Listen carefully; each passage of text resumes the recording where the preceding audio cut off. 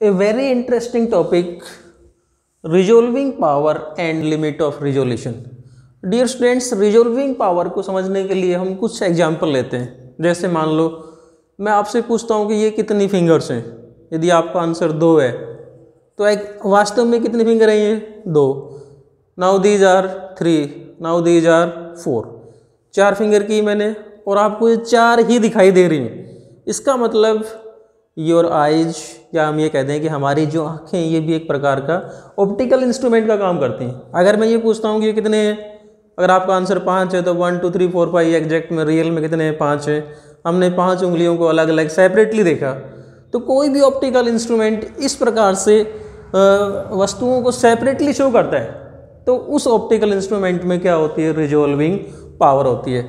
For example, जैसे मान लो हमने बोर्ड पे ये कुछ एक लाइन ड्रा कर दी, काफ़ी क्लोज लाइन ड्रा कर दी हमने, right. And we are able to count the number of lines. अगर हम ये काउंट कर सकें कि ये 1 2 3 4 5 ये 5 लाइन क्लोजली ड्रा कर रखी मैंने और ये हमें 5 ही दिखाई दे रही हैं। इसका मतलब आवर आइज या जिस भी ऑप्टिकल इंस्ट्रूमेंट को हम इन लाइंस को देखने के लिए यूज कर रहे हैं, that optical instrument has resolving power, right. Suppose इसी तरीके से हमने मान लो ये कोई लेटर लिख दिया, suppose I write some letter, this is some letter I have written, and if we can read what is written, अगर हम इनको सेपरेटली पढ़ सकें कि फर्स्ट क्या लिखा है, this is M, this is I, this is K, ये हमें सेपरेटली दिखाई दे रहा है। इसका मतलब we have resolving power in hour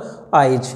so ये होती है resolving power. So resolving power को हम डिफाइन कैसे करेंगे, देखो, ability of an optical instrument to produce distinctly separate image of closely placed object. पास पास रखी हुई वस्तुओं की यदि कोई ऑप्टिकल इंस्ट्रूमेंट सेपरेट इमेज बनाता है, अलग अलग ऑब्जेक्ट हैं और वो उनकी इमेज भी अलग अलग ही बन रही है, ऑब्जेक्ट हमें सेपरेट दिखाई दे रहे हैं। अगर मान लो हम किसी रूम में एंटर करते हैं घर में और एक रूम में 10 अलग अलग वस्तुएं दिखाई दे रही हैं और वो हमें 10 ही दिख रही हैं। रूम में वास्तव में 10 ऑब्जेक्ट रखे हुए थे, मान लो कहीं पर किताब रखी हुई है, कहीं पर स्पेक्स रखे हुए हैं, कहीं पर पेन रखा हुआ, कहीं पर टीवी है।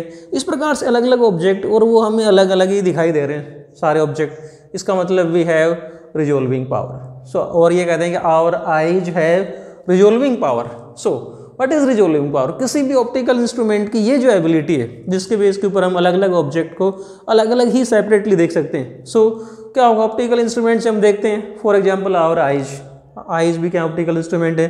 जब किसी ऑब्जेक्ट को देखते हैं तो उसकी इमेज कहाँ बनती है, रेटिना पे। तो वो जो इमेज बने और उस इमेज से हम क्या कहें कि कितने ऑब्जेक्ट हैं, how many objects are there in actual, और इमेज कितनी बनी एक्चुअल, राइट। तो इस प्रकार से कोई भी ऑप्टिकल इंस्ट्रूमेंट यदि हमें सेपरेट इमेज शो करता है सेपरेट ऑब्जेक्ट की, then this power is called resolving power. Now dear students, resolving power हर ऑप्टिकल इंस्ट्रूमेंट के लिए एक लिमिट होती है जहाँ तक कोई ऑप्टिकल इंस्ट्रूमेंट हमें सेपरेट इमेज शो कर सकता है। जैसे मान लो हम ये बात करते हैं, suppose this is any object A और इसके नज़दीक ये हमने कोई दूसरा ऑब्जेक्ट रख दिया बी और ये हमें सेपरेट दिखाई दे रहे हैं। अब यदि हम इनके बीच का जो डिस्टेंस है, जो गैप है, उसको कम कर दें तो क्या होगा, एक लिमिट के बाद में जो इनकी इमेज है वो ओवरलैप हो जाएगी और ये जो ऑब्जेक्ट है ये हमें सेपरेट दिखाई देना बंद हो जाते हैं। तो हर ऑप्टिकल इंस्ट्रूमेंट के लिए क्या होती है, एक लिमिट होती है जहाँ तक ये ऑब्जेक्ट हमें सेपरेट दिखाई देते हैं। अब वो लिमिट क्या है कि कहाँ तक ऑब्जेक्ट, कितने डिस्टेंस तक हम ऑब्जेक्ट को पुट करें, कि मिनिमम डिस्टेंस कितना होना चाहिए दो ऑब्जेक्ट के बीच में कि उनकी जो इमेज है वो हमें सेपरेट दिखाई दे। तो इसके लिए जो है कंडीशन है उसको हम बोलते हैं Rayleigh criteria. Rayleigh is name of scientist और इन्होंने जो कंडीशन दी है, कोई भी ऑप्टिकल इंस्ट्रूमेंट सेपरेट इमेज या कोई भी 2 ऑब्जेक्ट है हमें जस्ट रिजोल्व कब दिखाई देंगे, इस कंडीशन को हम क्या कहते हैं, Rayleigh criteria. And what is Rayleigh criteria, इसको हम समझते हैं। मान लो ये हमारे पास में कोई भी 2 अलग अलग ऑब्जेक्ट हैं, एक ऑब्जेक्ट ए, दूसरा ऑब्जेक्ट है B, right. And this is any slit placed in front of these 2 object, और ये मान लेते हैं ये स्क्रीन है, right, this is single slit, ये स्लिट होगी, ये स्क्रीन है। अब ए से लाइट रेज स्क्रीन पे जो, राइट, हम ये कहते हैं कि जो ए का डिफ्रैक्शन पैटर्न है, जो सोर्स ए है इसका डिफ्रैक्शन पैटर्न हम स्क्रीन पे ऑब्जर्व करते हैं, सोर्स बी का डिफ्रैक्शन पैटर्न हम स्क्रीन पे ऑब्जर्व करते हैं। रिलीफ क्राइटेरिया को हम किसके टर्म में एक्सप्लेन करेंगे यहाँ पर, डिफ्रैक्शन पैटर्न की, right.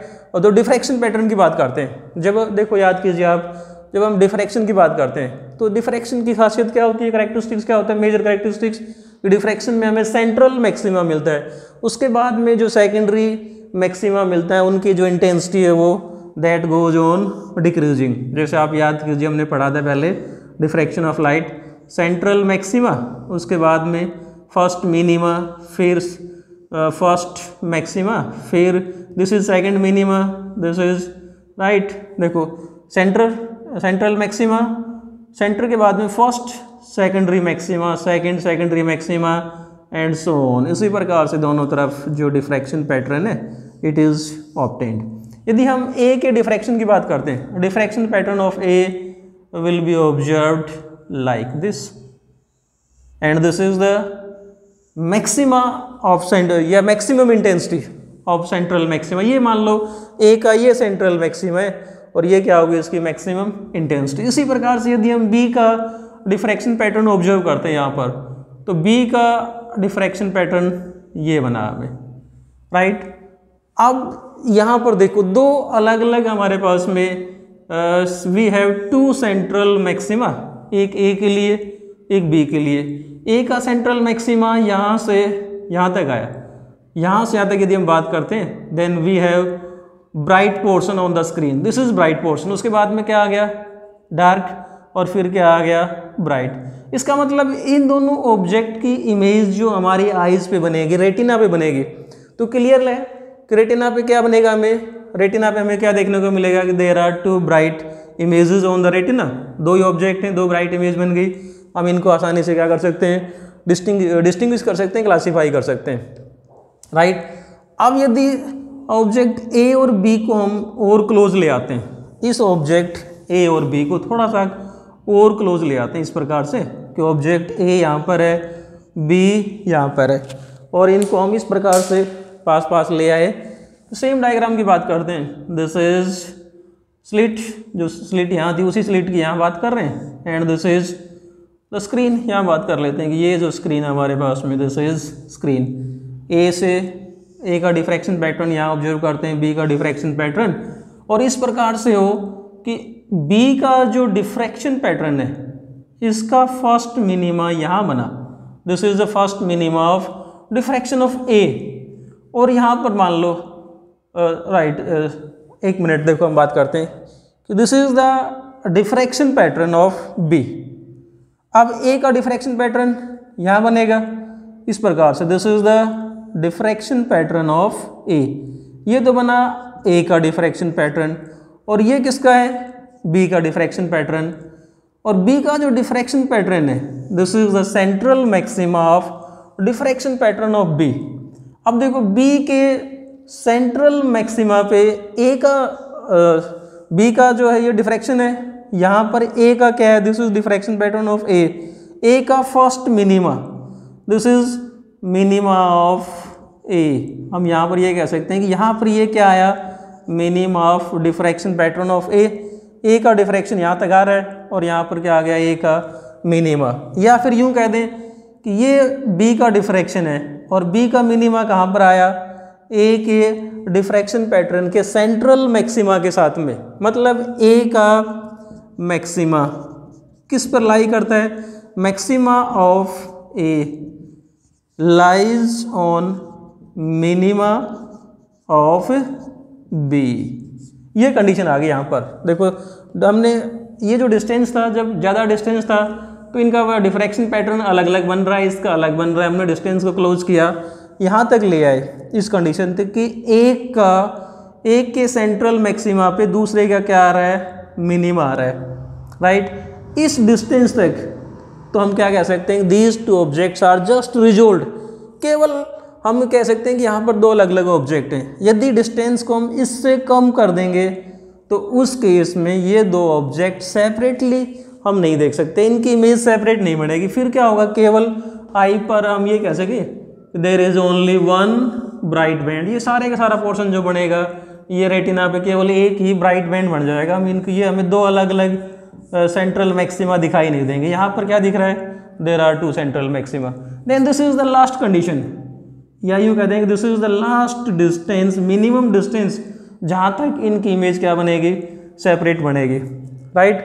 So what is relief criteria या रिलीफ कंडीशन क्या आ गई हमारे पास में। रिलीफ कंडीशन क्या आई, यदि एक के मैक्सिमा पे, this is the central maxima of A, यहाँ पर क्या है, ए का सेंट्रल मैक्सिमा, और इस पे क्या लाई करता है, बी का फर्स्ट मिनिमा, इस डिस्टेंस तक तो ये ऑब्जेक्ट हमें सेपरेटली दिखेंगे। जस्ट मतलब दिस इज द ये कहते हैं कि just the condition of resolving, यदि डिस्टेंस इससे ज़्यादा बढ़ाते जाओगे ऑब्जेक्ट हमें सेपरेट दिखेंगे, इससे कम कर देंगे तो इनकी इमेज अब ओवरलैप करना शुरू कर देगी। जब इमेज इनकी ओवरलैप करना शुरू कर देगी then we can not seen distinctly, right. So this is the relief criteria कि what is the relief criteria for watching separate object या फॉर रिजोल्विंग। क्या कंडीशन आ गई कि एक के सेंट्रल मैक्सिमा पे दूसरे का फर्स्ट मिनिमा यदि लाई करता है तो उस डिस्टेंस तक तो हम ऑब्जेक्ट को सेपरेटली देख सकते हैं, यदि उससे कम डिस्टेंस होगा तो ऑब्जेक्ट हमें सेपरेटली दिखाई नहीं देंगे। तो ये वाला जो मिनिमम डिस्टेंस आया इसका नाम क्या है, लिमिट ऑफ रिजोल्यूशन। यहाँ पर हमारे पास में एक नई डेफिनेशन जो हो जाती है उसको हम कैसे डिफाइन करते हैं, that is called limit of resolution. And what is limit of resolution, जिसको हमने अभी डिफाइन किया। लिमिट ऑफ रिजोल्यूशन क्या होती है इसको डिफाइन करते हैं। सो देखो हम एक नज़र लिमिट ऑफ रिजोल्यूशन की डेफिनेशन क्या होती है इस पर डालते हैं। The minimum distance between two objects up to which they can be seen as separate by the optical instrument. हमने दो अलग अलग ऑब्जेक्ट को काफ़ी पास पास रखा हुआ है, अब इनके बीच की उतनी कम से कम दूरी जहाँ तक ये ऑब्जेक्ट हमें सेपरेट दिखाई दे रहे हैं उस डिस्टेंस का नाम क्या है, लिमिट ऑफ रिजोल्यूशन। अब हम यहाँ से लिमिट ऑफ रिजोल्यूशन और रिजोल्विंग पावर में क्या रिलेशन होता है इसको स्टडी करते हैं। Limit of resolution and resolving power, right. देखो हमने अभी जब डायग्राम की बात कर रहे थे कि हमारे पास में दो ऑब्जेक्ट थे, एक ऑब्जेक्ट ए दूसरा ऑब्जेक्ट बी, और जब इनके डिफ्रैक्शन पैटर्न को हम इस स्लिट के जरिए स्क्रीन पे ऑब्जर्व करते हैं तो ये वाला जो मिनिमम डिस्टेंस आता है इस डिस्टेंस का नाम क्या आता है, लिमिट ऑफ रिजोल्यूशन, जहाँ तक इनकी इमेज को हम सेपरेटली सीन कर सकते हैं, right. So limit of resolution को या तो हम इस टर्म की ये जो डिस्टेंस है इसकी टर्म में मेजर करते हैं, या फिर ये वाला जो एंगल यहाँ बनता है दिस एंगल थीटा, इसको हम क्या कहते हैं, angle of resolution, can be measured also in this term. Theta की टर्म में मेजर कर लें या फिर इस डिस्टेंस की टर्म में मेजर करें। देखो ये डिस्टेंस कम करेंगे तो ये वाला एंगल भी क्या होगा, कम होगा। तो इस एंगल की भी एक मिनिमम वैल्यू होती है जहाँ तक ऑब्जेक्ट्स को हम सेपरेटली सीन कर सकते हैं, और इस डिस्टेंस की भी। इनको हम अलग अलग टॉपिक में यूज़ करेंगे, जैसे हम आगे स्टडी करेंगे optical instrument like compound microscope, astronomical telescope, वहाँ पर लिमिट ऑफ रिजोल्यूशन इसकी टर्म में मेजर करें या फिर थीटा की टर्म में मेजर करते हैं। अब देखो रिलेशन क्या होगा, हम यहाँ पर हम रिलेशन की बात करते हैं। Suppose these are two objects A and B, and यहाँ पर कोई ऑप्टिकल इंस्ट्रूमेंट या suppose this is any person, ये कोई पर्सन है, राइट। अब इस आदमी के लिए हम ये कहते हैं कि इसको ये दो अलग अलग ऑब्जेक्ट दिखाई देते हैं, राइट। इसका मतलब क्या हुआ कि this person has resolving power, right. अब देखो डिस्टेंस को हमने कम कर दिया, ए और बी के बीच का डिस्टेंस कम किया, अभी भी ये आदमी कह रहा है कि दीज आर टू ऑब्जेक्ट, इसका मतलब इसकी रिजोल्विंग पावर और ज़्यादा हो गई। अगर डिस्टेंस को हम और कम कर देते हैं ए और बी के बीच में, अभी भी ये आदमी कहता है कि these are two object, these are two different object, इसका मतलब इसकी रिजोल्विंग पावर और ज़्यादा हो गई, राइट। अगर इस पर्सन की जगह हम मान लो और कोई दो आदमियों को कंपेयर करते हैं, एक आदमी ये है सी और यहाँ पर दूसरा आदमी डी है। सी ये बता रहा है कि these are two different persons, इसको ये दो अलग अलग इमेज दिखाई दे रही हैं, लेकिन डी को समझ में नहीं आ रहा कितने ऑब्जेक्ट हैं, कितनी वस्तु रखी हैं, उसको केवल दिख रहा है कि यहाँ पर कोई ऑब्जेक्ट है, लेकिन ये इनको आइडेंटिफाई नहीं कर पा रहा। इसका मतलब सी की रिजोल्विंग पावर इससे ज़्यादा है। अब वापस वस्तुओं को हम यहाँ रख देते हैं इस डिस्टेंस पे, और इस डिस्टेंस पे डी क्या बता रहा है कि these are two object. Distance को हमने कम किया, राइट, डिस्टेंस को कम किया। अब डी के लिए मुश्किल हो गया कि ये कितने ऑब्जेक्ट थे। इसका मतलब डी की रिजोल्विंग पावर क्या हो गई, कम हो गई, और सी की रिजोल्विंग पावर क्या होगी, ज़्यादा। इसका मतलब रिजोल्विंग पावर को हम किससे माप रहे हैं, इस डिस्टेंस से मेजर करेंगे। जितना दो ऑब्जेक्ट के बीच में डिस्टेंस कम है, रिजोल्विंग पावर उतनी ही ज़्यादा है, राइट। ऑब्जेक्ट क्लोजली रखे हुए हों और फिर भी वो हमें objects are placed, separate object हैं और उनको हमने पास पास रखा हुआ और वो हमें सेपरेट ही दिखाई दे रहे हैं। तो जितना ये डिस्टेंस कम होगा ऑब्जेक्ट के बीच में, रिजोल्विंग पावर उतनी ही ज़्यादा होगी। सो रिजोल्विंग पावर और लिमिट ऑफ रिजोल्यूशन में क्या रिलेशन आ गया, we can say that resolving power is equal to 1 limit of resolution. जो रिजोल्विंग पावर है वो लिमिट ऑफ रिजोल्यूशन की रेसिप्रोकल होती है। डिस्टेंस जितना कम हो और ऑब्जेक्ट हमें फिर भी सेपरेट दिखाई देते हैं, तो हम क्या कहते हैं, रिजोल्विंग पावर उतनी ही ज़्यादा है। सो ये डिस्टेंस जितना कम होगा, ये वाला डिस्टेंस जितना कम होगा, रिजोल्विंग पावर उतनी ही ज़्यादा होती है। सो रिलेशन क्या आ गया, resolving power is reciprocal of limit of resolution. So ये था हमारे पास में concept resolving power and limit of resolution. Thanks and keep on watching.